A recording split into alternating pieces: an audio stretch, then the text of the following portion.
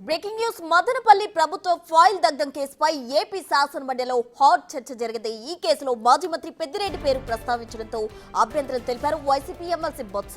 ఎలాంటి ఆధారాలు లేకుండా ఓ మాజీ మంత్రి పేరును ఎందుకు ప్రస్తావించారని అడ్డు తగిలారు.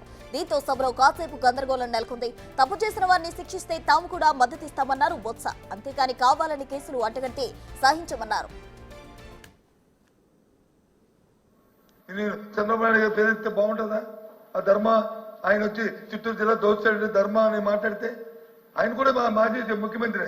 సందర్భాన్ని బట్టి మీ ప్రభుత్వంగా నిజంగా మీ చేతనైన ప్రభుత్వం అయితే మీరు ఎంక్వైరీ చేయండి. ఎవరు తప్పు చేస్తే తప్పు శిక్షించండి. మీ వద్దలేదే వేశారు కదా ఎంక్వైరీ, శిక్షించండి. రిపోర్ట్ రానియండి శిక్షించండి. వద్దలేదు కదా మేము. ప్రభుత్వం మీ చేత ఉంది కదా అధ్యక్ష, ప్రభుత్వం చేత ఉంది. ఇంతే కదా శిక్ష, ఇంతే కదా. నేను కూడా రెవెన్యూ మినిస్టర్ అంటే ఈ సంబంధం లేకపోయినా సరే దయచేసి దాన్ని యాడ్ చేస్తాను, రిక్వెస్ట్ చేస్తాను మీ ద్వారా. నేను కూడా ఒక లేఖ రాశాను, ముఖ్యమంత్రి రాశాను. ప్రతి ఒక్కరి మీద బురదల్లి పేపర్లలో వచ్చి రాస్తే ఎలా అధ్యక్ష? అదే ఆ ధర్మం కాదు అధ్యక్ష. అది ఎంక్వైరీ చేయండి. చేసిన తర్వాత తప్పులు జరిగితే ఆ తప్పులు శిక్షించండి, తప్పు కాదు. మేము అందరూ రెడీగా ఉన్నాం. ఎవరైనా సరే, ఏ ప్రభుత్వం అయినా సరే, ప్రభుత్వం అనేది కంటిన్యూ ప్రాసెస్. ఎమ్మెల్సీ బొత్స వ్యాఖ్యలకు కౌంటర్ ఇచ్చారు మంత్రి అచ్చెన్నాయుడు. ఫాయిల్ దగ్ధం కేసులో నిందితులకు ఖచ్చితంగా శిక్షలు పడతాయన్నారు. ఈ కేసులో తప్పు చేసిన ఏ ఒక్కరిని కూటమి ప్రభుత్వం వదలదని బొత్స కౌంటర్ ఇచ్చారు. పేరు మీద ఇచ్చారని చెప్పి ఆ రిపోర్ట్ చదువుతుంటే గందరగోళం. ఆయనే చేశాడని కానీ లేదా ఆయన మొత్తం తగలబెట్టాడని కానీ మేము చెప్తే ఆ పేరు ఎందుకు చెప్తున్నట్టు అర్థం ఉంది.